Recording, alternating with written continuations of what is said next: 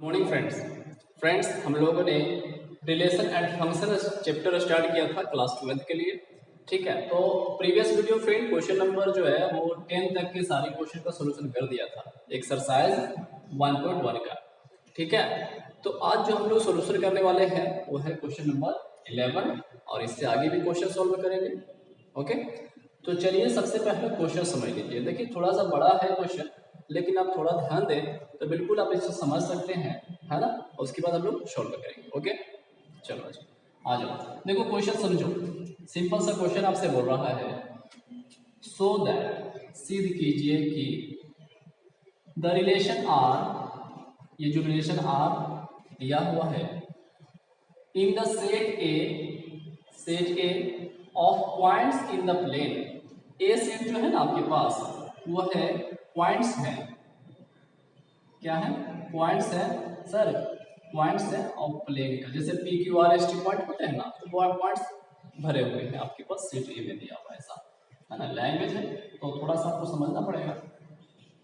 In the set A of points in the plane given by relation में ध्यान दीजिए। Relation बोलता है कि P Q distance of the point P from the origin is the same as the distance of the point Q from the origin। यानी PQ के बारे में बोल रहा है ना। ये PQ जो है वो ऑरिजिन से P का दूरी और ऑरिजिन से Q का दूरी जो है वो इक्वल है, यानी कि OP बराबर क्या है, OQ है। ठीक है, ये रिलेशन बता रहा है।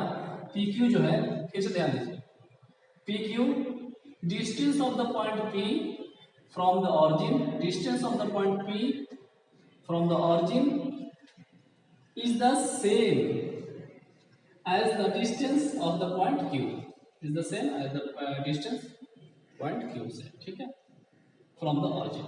ये आपका रिलेशन बता रहा है कैसा है आपके रिलेशन का मान। ठीक है, इज एन इक्विवेलेंस रिलेशन। तो क्या शो करना है हमको, आपको शो करना है ये जो रिलेशन है ना वो इक्विवेलेंस रिलेशन है। ठीक है, गौर करिए, मैं आपको सोल्यूशन करूंगा तो और क्लियर हो जाएगा। Is an equivalence relation. Okay, further और यह भी सो दैट सिद्ध कीजिए कि the set of all points related to a point P does not equal to 0 0, यानी कि origin is the circle passing through the point P। ठीक है, with the origin as a centre. चलिए second point जो है ना, second point पहले first को क्लियर करेंगे, उसके बाद सेकंड को सॉल्व करेंगे। ओके, चलो देखो किस तरह से हम लोग सॉल्व करेंगे सॉल्यूशन ना। तो थोड़ा ध्यान दीजिए, देखिए सॉल्यूशन हम लोग सिंपल सा लिखेंगे कि गिवन है ना, गिवन लिखेंगे गिवन। ओके, कि सेट ए जो हमारे पास दिया था वो है all points of plane, plane के सारे पॉइंट्स सेट ए में लिखे हैं, ऐसा दिया है। और रिलेशन बोल रहा था कि P Q such that distance from origin P से जो दूरी है, ऑरिजिन से पी का जो दूरी है वो ऑरिजिन से क्यू का दूरी जो है वो इक्वल है। यहाँ पर देखिए लैंग्वेज में बोला गया है, तो हम लोग इसको मैथमेटिकल में ऐसा लिख सकते हैं कि ओ पी बराबर क्या है, ओ क्यू है। ये रिलेशन दिया हुआ है। ठीक है, तो थोड़ा सा सोचो, सिंपल सा आपको मैं थोड़ा सा आप ऐसा समझ लीजिए, ये ऑरिजिन है, ये आपका पी पॉइंट है, ये क्यू पॉइंट है ना। तो इसका जो दूरी है मान लो ए है, तो इसका दूरी क्या होगा, ए होगा, क्योंकि दोनों इक्वल है ना। तो हम लोग बोलते हैं रिफ्लेक्सिव में बोथ द एलिमेंट सेम, है ना, और रिलेशन को सर्टिफाइड करना चाहिए। तो बताइए ये बात जो है, ये रिलेशन की बात माने कि नहीं, ये इक्विवेलेंस रिफ्लेक्सिव होगा कि नहीं, क्योंकि मुझे इक्विवेलेंस शो करना है ना। और इक्विवेलेंस शो करने के लिए मुझे रिफ्लेक्सिव दिखाना होगा, सिमेट्रिक दिखाना होगा, ट्रांजिटिव दिखाना होगा, है ना। तब तो बोलेंगे कि हाँ सर इक्विवेलेंस है। तो उसके लिए हम लोग लिखेंगे, फिर लिख लेने के बाद हम लोग रिफ्लेक्सिव शो करेंगे। ठीक है, क्यों सर, क्योंकि इक्विवेलेंस शो कर रहा है, इज एन इक्विवेलेंस दिखाना है, और इक्विवेलेंस दिखाने के लिए मुझे 3 कंडीशन सेटिस्फाई करना होता है। कौन कौन सर? रिफ्लेक्सिव होना चाहिए, सिमेट्रिक होना चाहिए, ट्रांजिटिव होना चाहिए, मैंने बताया हुआ है। ठीक है, तो चलो रिफ्लेक्सिव के लिए लिखते हैं। The relation is reflexive. ये जो रिलेशन दिया हुआ है वो रिफ्लेक्सिव होगा। क्यों सर? ये देखो यहाँ पर थोड़ा सा मैं आपको रफली बता रहा हूँ पहले। जैसे कोई देखो ओपी का वैल्यू अगर ए है, दोनों इक्वल है, डिस्टेंस जो है वो इक्वल दिया हुआ है, ओपी का वैल्यू ए है तो इसका वैल्यू भी ए होगा, है ना। हम ऐसा भी लिख सकते हैं ओपी बराबर, ये जो ओपी बराबर हम ओपी भी लिख सकते हैं, जो ओपी नहीं लिखकर ओपी भी लिख सकते हैं कि जो इसका वैल्यू होगा वो ओक्यू, दोनों सेम है ना। तो दोनों का वैल्यू जो है और डिस्टेंस सेम है, तो हम बोल सकते हैं कि the relation is reflexive because देख देता हूँ यहाँ पर, because OP is equal to OP belongs to R, है ना। रिलेशन की बात मान रहा है, सर्टिफाइड है ना। ठीक है, तो ये पहला पॉइंट हो गया। अब सिमेट्री के लिए देखिए, the relation is symmetry. Symmetry, तो सिमेट्री के लिए किस तरह दिखाएंगे आप, है ना, ध्यान दो। तो क्या आप ऐसा लिख सकते हैं फ्रेंड, है ना। फिर इसके लिए मैं दिखा रहा हूँ, ये ऑरिजिन है, ये P है आपका, ये Q है ना, ये दिख रहा। ओके, तो हम लोग ऐसा लिख सकते हैं OP बराबर OQ, या आप बोल सकते हैं सर हम ऐसा भी तो लिख सकते हैं OQ बराबर OP।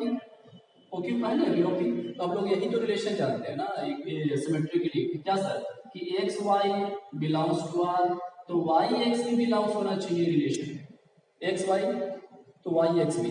तो देखो तो OP बराबर OQ है, तो OQ बराबर OP नहीं हो सकते, बिल्कुल बात है ना। तो हम लोग लिखेंगे यहाँ पर इस तरह से, the relation is symmetry because, देखो जी थोड़ा सा थियोरेटिकल जैसा लिखना है ना, तो आपको समझना भी है, लिखना भी है। The relation is symmetry because, क्या OP बराबर OQ है, बिलोंग्स करता है रिलेशन में, और क्या OQ बराबर OP भी बिलोंग्स करता है रिलेशन में। ठीक है, नाउ हम लोग अब काम करेंगे कि रिलेशन जो है वो ट्रांजिटिव है ना। इसके लिए तो लिखते हैं द रिलेशन इज ट्रांजिटिव। अगर हम लोग ऐसा माने, लेट, ध्यान से देखिएगा, मैं आपको दिखाऊंगा, रफली करके दिखाऊंगा। मान लीजिए कि OP बराबर OQ है, ये बिलोंग्स करता है रिलेशन में, बात मान रहे हैं, ये रियल बात है कि नहीं। अच्छा, OQ बराबर OR है, ठीक है। तो थोड़ा सा गौर करो जी, ये भी रिलेशन में बिलोंग्स कर रहा है, रिलेशन की बात को मान रहा है कि OQ बराबर अगर OR है, तो क्या आप बता सकते हो OP बराबर हम OR लिख सकते हैं। क्यों सर? देखो OP बराबर OQ है और OQ बराबर OR है, तो हम OP बराबर OR लिख सकते हैं, इसलिए OP बराबर OR also belongs to R। अब बात ऐसे समझो, इसको मैंने लिख दिया ना, तो आप ऐसा समझो, सपोज यहाँ पर तो O था, ऑरिजिन है, यहाँ पर P है, ये Q है, इसका डिस्टेंस तो आपस में इक्वल दिया हुआ है, OP बराबर OQ है।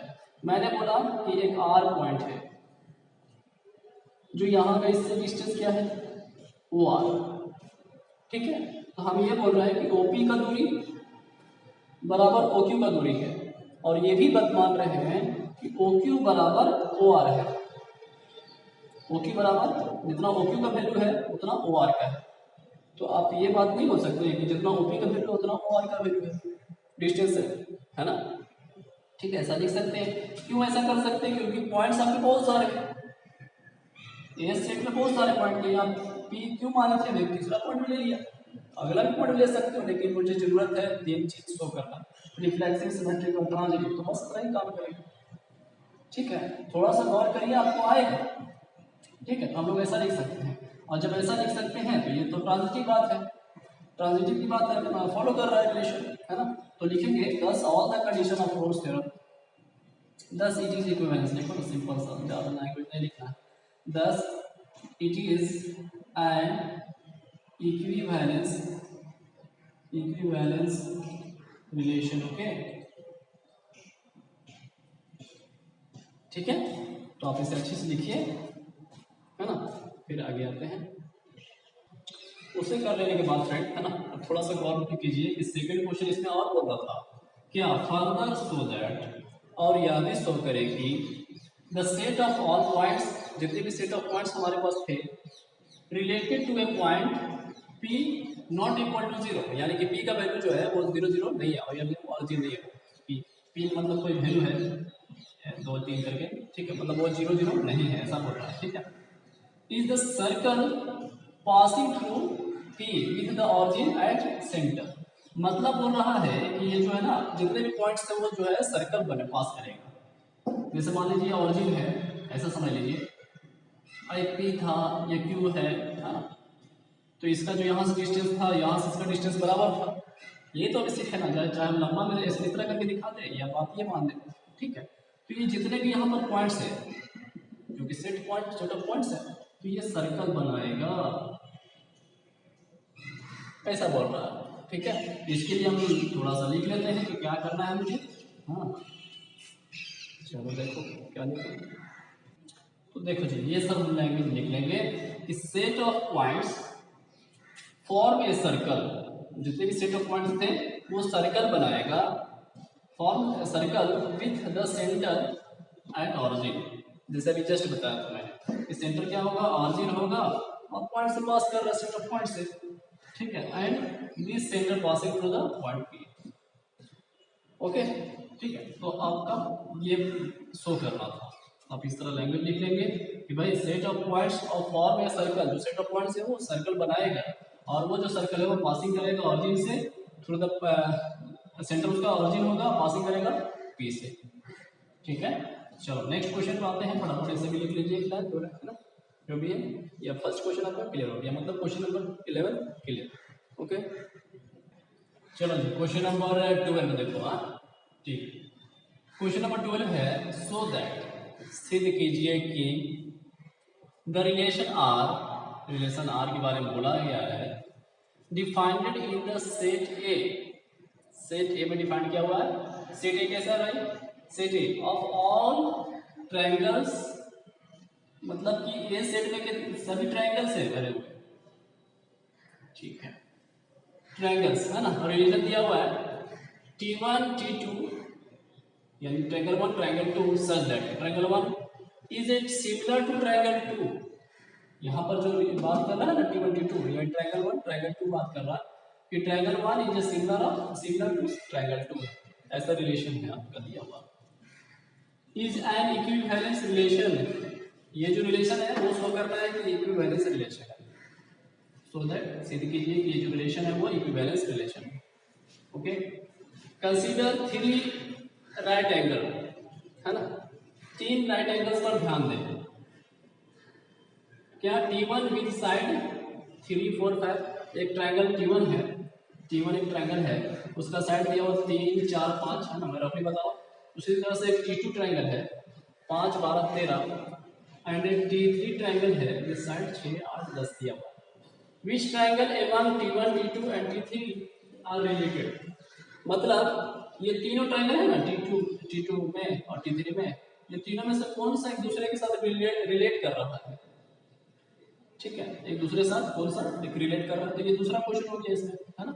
तो पहले फर्स्ट पार्ट को हम लोग इक्विवेलेंस शो करते हैं, उसके बाद इसको क्लियर करेंगे। ओके, चलो फर्स्ट देखो किस तरह से लिखेंगे आप, हाँ जी ध्यान दीजिए, सोल्यूशन में आप लिखेंगे कि सर सेट ए जो दिया हुआ है वो set A is a set of triangle, ये जो सेट है वो सेट ऑफ ट्रायंगल है, ये दिया हुआ था, और रिलेशन दिया हुआ है कि T1 T2 such that T1 is similar to T2, ठीक है।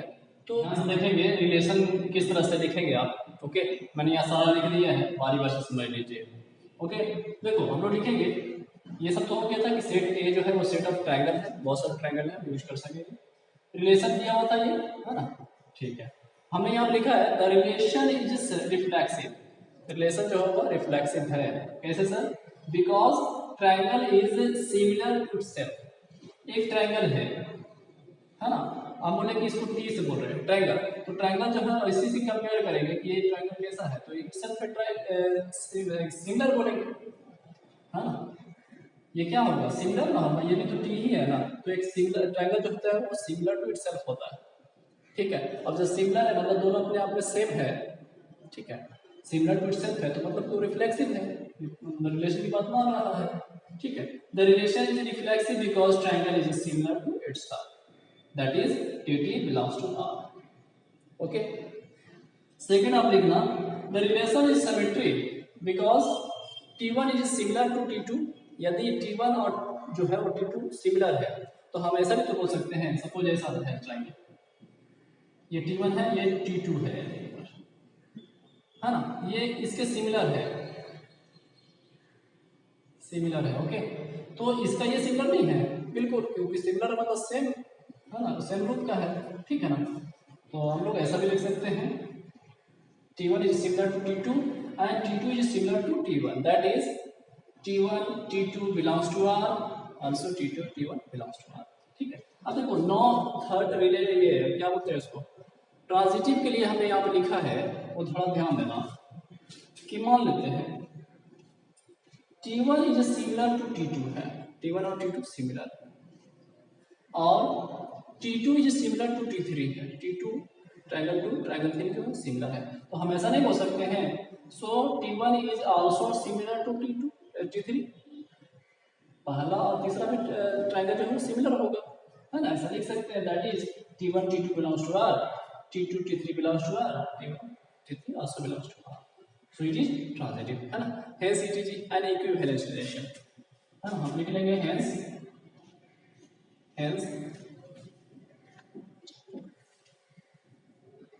it is an equivalence relation,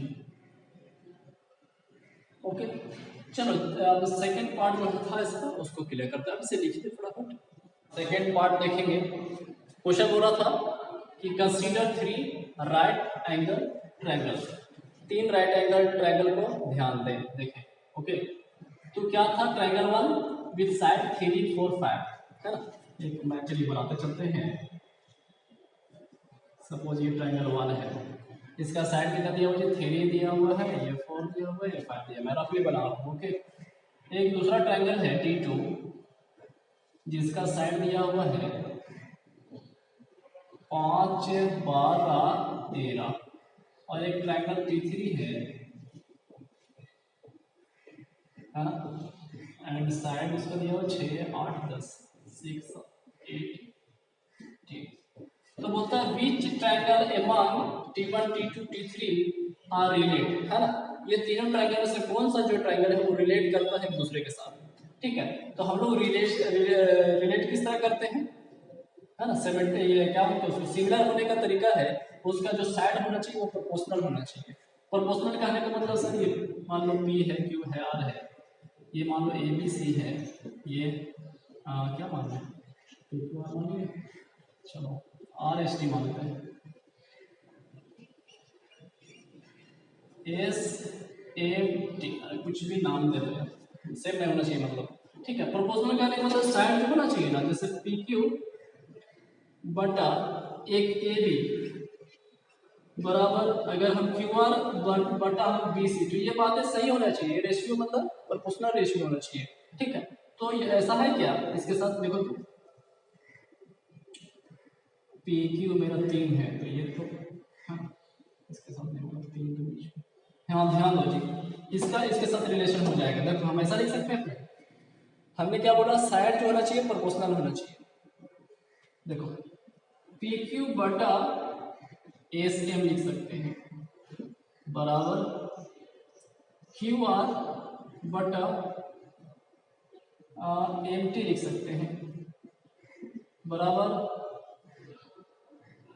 PR बटा हम लिख सकते हैं ST, ठीक है। देखिए तो रेशियो जो है वो बराबर है कि नहीं, PQ कितना था, 3, और इसका कितना 6, SM का देख लो, इसका कितना है QR का 4, इसका 8, इसका 10, इसका 5, तो अगर आप डिवाइड करो तो 1/2 is equal to 1/2 is equal to 1/2, ratio तो आपका बराबर आ रहा है ना।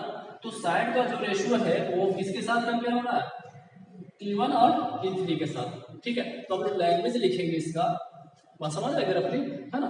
तो आप इसे रफ में लिखेंगे, है ना, और मैं आपको लैंग्वेज जो लिखना है एक्चुअली वो लिख के दिखाता हूँ आपको, है ना। हाँ जी, तो लैंग्वेज आप लिखेंगे कि side 3, 4, 5 of triangle T1 are proportional to the side 6, 8, 10 of triangle T3, ठीक है। Therefore T1 is related to T3, ठीक है। तो ये आपका अच्छा हो जाएगा। और वो चीज दिखाया मैंने, तो आप इसे यहाँ नीचे लिख सकते हो। क्या लिखे थे, ए पी क्यू आर पता कुछ था ना, ऐसे उस तरह तीनों रेशियो जो बराबर बराबर आया था उसको लिख लीजिएगा, ठीक है। तो आप ऐसा लिखें फटाफट, ठीक है, आगे।